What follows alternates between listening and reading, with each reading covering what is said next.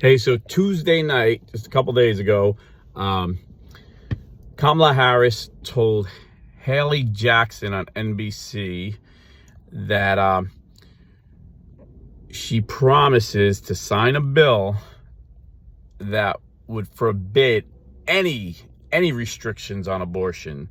That means children could get abortions without parental notification or parental consent. That means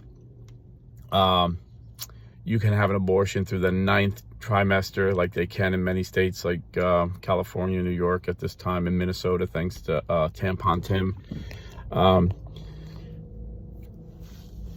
It would just be barbaric, worse than Roe v. Wade. She's saying she's going to codify Roe v. Wade, but under Roe v. Wade, states were allowed to restrict abortions at certain trimesters. She would say there would be no restriction, and it would be between a woman, just like Amendment 4 here in Florida, that if you're a Catholic, you're required by the church to vote no. Just like Amendment 4 in Florida. You wouldn't even need a doctor saying you need this abortion. It would just be a healthcare practitioner. Could be a nutritionist, a dental hygienist, a counselor. So basically, she wants no restrictions. And then Haley Jackson said, well, what about religious exemptions? Would you force Catholic hospitals to give abortions? She's like, yeah, no, we can't have any religious exemptions.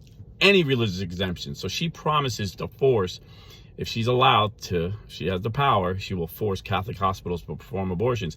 And you shouldn't be surprised. If you're not in tune with politics, you might be surprised. But I'm not surprised, because in 2019, she introduced a bill in the Senate when she was a senator. And by the way, she used to brag that she was the most liberal senator. She was voted by liberals to be the most liberal senator. Now all of a sudden she's trying to act moderate and taking up a lot of Trump's position. Say, oh yeah, I'm going to build the wall. I'm going to, no tax on tips. Like, she's literally copying Trump to get to the center because she's so far left. But her bill in 2019 was called the Do No Harm Act. Liberals, Democrats are good. That sounds so good. Do no harm. Who would vote against not doing harm? It's like, save the puppies, but the bill never represents what it actually does. It actually does a lot of harm. The Do No Harm law that she introduced would have did just that, eliminate all exemptions for all religious facilities. And you've seen in 2022, not in 2022, in 2020 rather, right out of the gate, Biden and Harris went after the Little Sisters of the Poor again. If you're not familiar with that case, under Obama, this group of nuns, Little Sisters of the Poor, refused to provide abortion care in their health care package. And the Obama administration sued them, saying no, they can't have this exemption. And they fought this in court, cost them a lot of money. And then when Trump came in, he backed them up and actually fought in their favor. So they won that, and they didn't have to provide abortion care for their employees. But Biden took that up again and went after them again. Biden and Harris is the most anti-life, anti-Catholic administration in our history.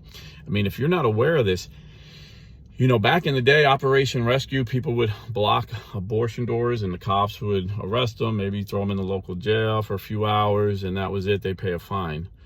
Biden made that a federal offense, literally sent SWAT teams with guns, kicking down doors and arresting Catholic pro-lifers. There's a Catholic pro-life woman, 89 years old right now. She's facing 20 years in jail for this. She survived a Russian gulag, a communist gulag, which is as bad as the Nazi concentration camp. She survived that as a child, and she's going to die in American prison if Harris gets in and she's convicted. Now, if Trump gets in, he promises to pardon all these pro-lifers that are facing jail terms, long jail terms. So this is the most radical pro-abortion presidency ever. And Harris is going to take it to a new level, because Harris knows that she can't get her laws passed, because that law, the Do No Harm Act, was beaten by the Republicans in the Senate, so it never seen the light of day. And courts have blocked Biden's attempts to force Catholic hospitals to perform abortions. But her plan is to end the filibuster. So right now you need 60 votes in the Senate to pass anything. If she ends the filibuster, all she needs is a 1-vote majority, 51-49. If she gets that, she promises to pack the Supreme Court. So right now there's 6 conservative justices, that originalists, they just follow what the Constitution says, and then there's 3 liberal activists. They make law based on what they think the Constitution should say. They think it's a living article, should change, But anyway, that's a different video I need to make on that.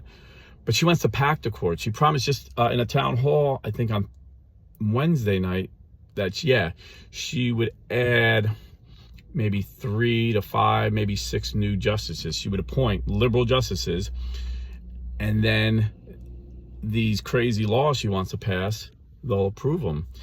And then what she also wants to do, if she wins the gets the filibuster gone, is to add Washington D.C., make that a state, and Puerto Rico as a state. And then she's guaranteed 4 Democrat senators. So then they'll have continuous power, because Kamala is just a figurehead. It's like the Politburo in communist Russia, or even today, they vote, but they really don't vote. They just, the machine behind them decides who's going to be the leader.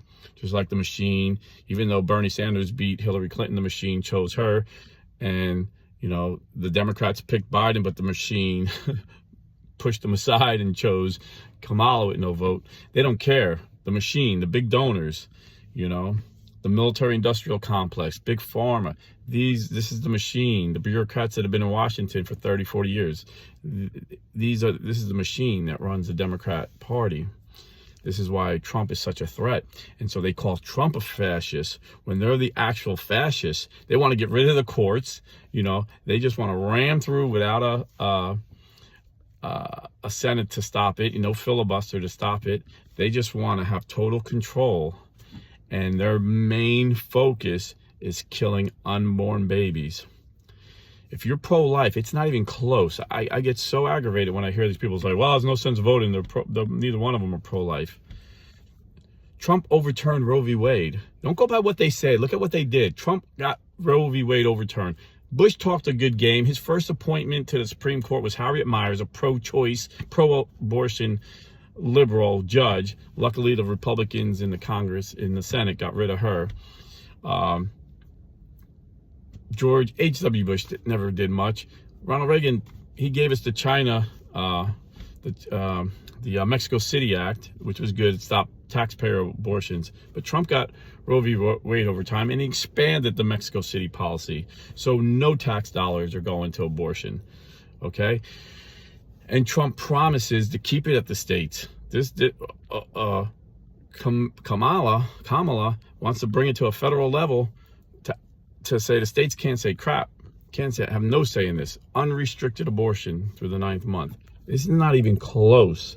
You need to vote Trump if you're a Catholic. And if you live in Florida, you need to vote no on Amendment 4. God bless and stay Catholic. Gotta run.